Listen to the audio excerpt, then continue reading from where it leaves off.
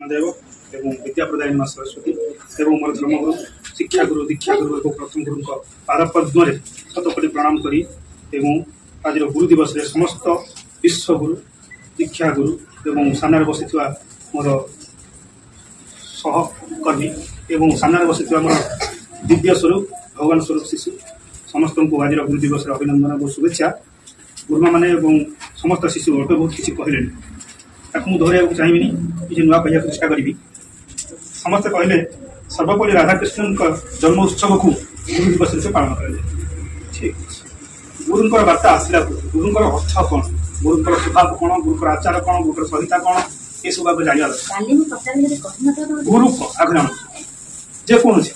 अवधूत मत गुरु कर जहाँ देखुले से गुरु रूपे मान गुरु मैंने कहते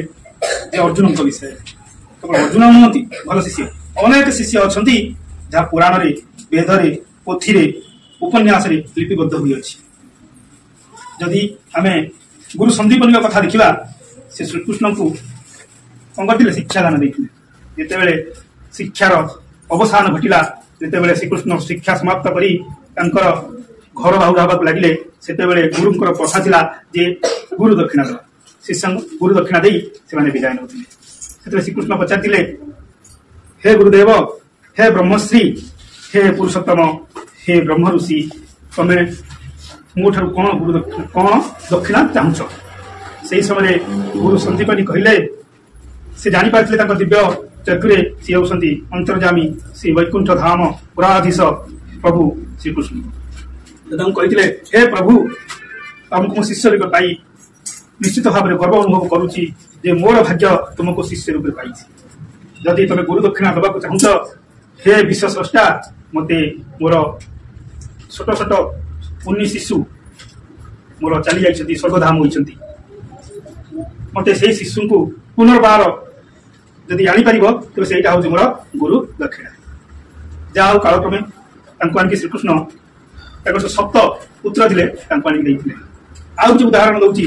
अर्जुन विषय गुरुमा कहते मुझे कहूँ कर्ण विषय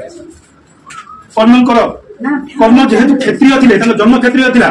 से सूर्यंकर मानस पुत्र थे से कवच कुंड धरी तेज त्याजिया एक शिशु रूपे जन्म ग्रहण करते माता कुंतय गर्भर से कुंतय कुंती विवाह करते तेणु सी गंगा जल माता गंगा जल से विसर्जन करते से जड़े सूत वंश घरे लगी सूत पुत्र रूपे निजक परिचित होता कि कालक्रमे जेहेतु से क्षेत्रीय युद्ध विद्या युद्ध शक्ति युद्ध रक्त भितर कोणे कोणे भरी रही से समय गुरु द्रोण पाख गले हे गुरुदेव मत युद्ध विद्या शिखातु से समय गुरु पात्र करते हे सूतपुत्र मु केवल राजकुमार मान क्षत्रिय मान युद्ध विद्या दूची एठारे तुम जगह ना शिष्य कर्ण निजक निराशित मन कर प्रत्यावर्तन अनेक गुरु द्वार को जाई खटखट करते किंतु जेहेतु से सूतपुत्र रूपे परिचित थे युद्ध विद्या शिखौ कालक्रमे युद्ध जिते इच्छा शक्ति अनेक परशुराम युद्ध विद्या दूसरे हे गुरुदेव हे पुरुषोत्तम हे प्रभु मु आपन युद्ध विद्या शिखा चाहूँगी से गुरु परशुराम पचारे तुमर नाम कौन तुम गोत्र कौन तुम कर्म कौन से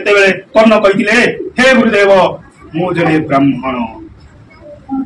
अनेक परीक्षा निरीक्षण करने युद्ध विद्या शिखे कालक्रमे गुरु परीक्षा नापी कर्ण को एक बट वृक्ष में बसी विद्या मत कष्ट होते शोवा चाहूँगी जंग पाखे तुम मत यदि शोवा तो बसईटा हो तुम गुरु दक्षिणा से कर्ण बसी पड़ते मुंड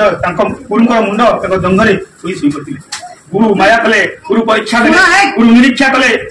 एक कंकड़ा बिछा आसिक कर्ण पाद को बारंबार बारंबार बारंबार आघात कर चलला से कर्ण भाविले मो गुरु मो जंग स्थिर बसी विश्राम नहीं निद्रा भंग हम सी असुखी हे तेणु से कष्ट को बहुत मात्रा कि समय पर गुरु निद्रा भांगिला एवं गुरु देखी आश्चर्य हेले मु आश्रम रक्त कर्ण तुम देह रक्त या किपरि होला से कहले गोटे कंकड़ा बिछा आसी मते बारंबार आघात कला जेहेतु से गुरु से दिव्य द्रष्टा से आगु मत जापारे ये जड़े क्षत्रिय वंशर जन्म ग्रहण कर जेहेतु से मिछ कथा कहते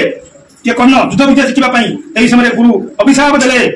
कि तुम्हें मते मिछ कही मोर युद्ध विद्या ग्रहण कर मोर जो विद्या ग्रहण कर सठिक समय तुम जिते अति दरकार पड़े से विद्या मोर काम आसब ना